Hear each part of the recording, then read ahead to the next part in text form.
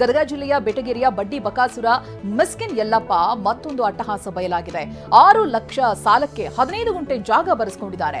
Revolver ತೋರಿಸಿ ಆಸ್ತಿ ಪತ್ರಕ್ಕೆ ಸಹಿ ಹಾಕಿಸಿಕೊಂಡಿರುವಂತಹ ಆರೋಪ ಕೇಳಿಬಂದಿದೆ.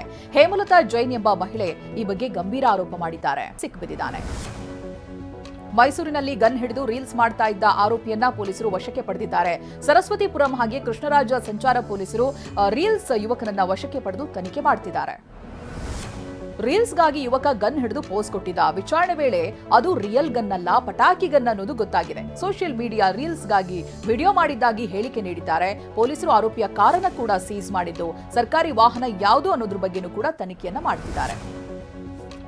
ದಕ್ಷಿಣ ಕನ್ನಡದಲ್ಲಿ ಕಾರಿನ ಟಾಪ್ ಮೇಲೆ ಕುಳಿತು ಯುವಕರು ಹುಚ್ಚಾಟ ಮೆರೆದಿದ್ದಾರೆ. ಸುಳ್ಯ ತಾಲೂಕು ಸಂಪಾಜಿ ಹಾಗೆ ಸುಳ್ಯ ರಸ್ತೆಯಲ್ಲಿ ಕಾರ್ನಲ್ಲಿ 7 ಜನ ಪ್ರಯಾಣ ಮಾಡ್ತಾ ಇದ್ರು. ಕಾರಿನ ಸನ್ರೂಫ್ ಹಾಗೆ ಕಿಟಕಿಯಿಂದ ಹೊರಬಂದು ಡ್ಯಾನ್ಸ್ ಮಾಡ್ತಾ ರಸ್ತೆಯಲ್ಲಿ ಅಟ್ಟಹಾಸ ಮೆರೆದಿದ್ದಾರೆ. ನಿಮ್ ಜೊತೆ ಕೆಲಸ ಮಾಡಿದ್ ಬಹಳ ಖುಷಿ ಆಯ್ತು.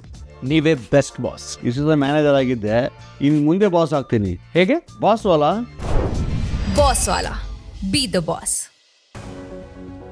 ದಕ್ಷಿಣ ಕನ್ನಡದಲ್ಲಿ ಕಾರಿನ ಟಾಪ್ ಮೇಲೆ ಕುಳಿತು ಹುಚ್ಚಾಟ ಮೆರೆದವರ ವಿರುದ್ಧವಾಗಿ ಕೇಸ್ ದಾಖಲಾಗಿದೆ. ಸುಳ್ಯ ಪೊಲೀಸ್ ಠಾಣೆಯಲ್ಲಿ ಬಿಎನ್ಎಸ್ ಆಕ್ಟ್ ಅಡಿಯಲ್ಲಿ ದೂರು ದಾಖಲಾಗಿದೆ. ಪೊಲೀಸರು ಸುಮೋಟೋ ಕೇಸನ್ನು ದಾಖಲಿಸಿಕೊಂಡಿದ್ದು ಕ್ರಮಕ್ಕೆ ಮುಂದಾಗಿದ್ದಾರೆ. ಕೊಪ್ಪಳದಲ್ಲಿ ಕಾಮಿಯೊಬ್ಬ ಬೇಕರಿಗೆ ಬಂದ ಬಾಲಕಿಗೆ ಚಾಕ್ಲೇಟ್ ಕೊಟ್ಟು ಲೈಂಗಿಕ ಕಿರುಕುಳ ನೀಡಿರುವಂತಹ ಆರೋಪ ಕೇಳಿಬಂದಿದೆ. ಈ ಬಗ್ಗೆ ಬಾಲಕಿ ಪೋಷಕರಿಗೆ ತಿಳಿಸಿದ್ದಾಳೆ. ವಿಷಯ ತಿಳಿತಾ ಇದ್ದಂತೆ ಸಂಬಂಧಿಕರು ಸಾರ್ವಜನಿಕರು ಬೇಕರಿಗೆ ನುಗ್ಗಿ ಆರೋಪಿಗೆ ಹಿಗ್ಗಾಮುಗ್ಗಾ ಥಳಿಸಿದ್ದಾರೆ. ನಳಿನ್ ಕುಮಾರ್ ಕಟೀಲ್ಗೆ ಬಿಜೆಪಿ ರಾಜ್ಯಾಧ್ಯಕ್ಷ ಸ್ಥಾನ ಸಿಗಲಿ ಅಂತ ಕೆಪಿಸಿಸಿ ಅಧ್ಯಕ್ಷ ಡಿಕೆ ಶಿವಕುಮಾರ್ ಹೇಳಿಕೆ ಕೊಟ್ಟಿದ್ದಾರೆ. ಕಟೀಲ್ಗೆ ಮತ್ತೆ ರಾಜಕೀಯ ಸ್ಥಾನಮಾನ ಸಿಗಲಿ ಅಂತ ಕಾಸರಗೋಡಿನ ಮಧೂರು ದೇವಸ್ಥಾನದ ಧಾರ್ಮಿಕ ಸಭೆಯಲ್ಲಿ ಹೇಳಿಕೆ ಕೊಟ್ಟಿದ್ದಾರೆ.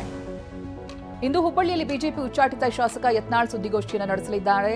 ಯತ್ನಾಳ್ ಯಾರ ವಿರುದ್ಧ ಸಿಡಿದೇಳ್ತಾರೆ ಅನ್ನುವಂತಹ ಅನುಮಾನ ಮೂಡಿದೆ.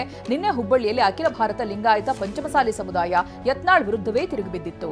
ಇದರ ಬೆನ್ನಲ್ಲೇ ಯತ್ನಾಳ್ ಇದೀಗ ಸುದ್ದಿಗೋಷ್ಠಿ ಕರೆದಿದ್ದಾರೆ.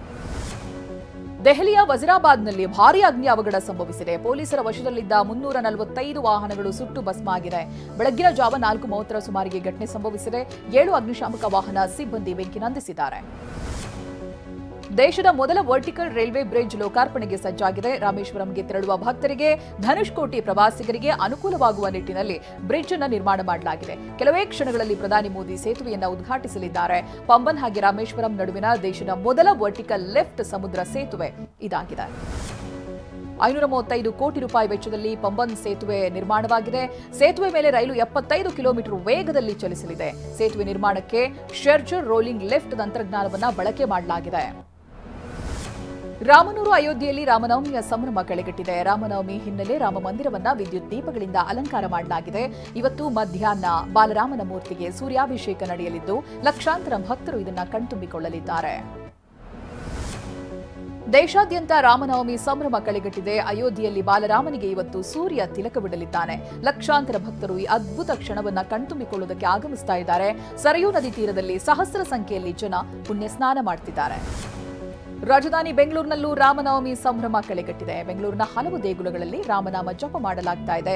ರಾಜಾಜಿನಗರದ ರಾಮ ಮಂದಿರದಲ್ಲೂ ವಿಶೇಷ ಪೂಜೆ ಪುನಸ್ಕಾರ ನೆರವೇರ್ತಾ ಇದ್ದು ಭಕ್ತಗಣ ರಾಮನ ದರ್ಶನ ಪಡೆದು ಪುನೀತರಾಗ್ತಿದ್ದಾರೆ.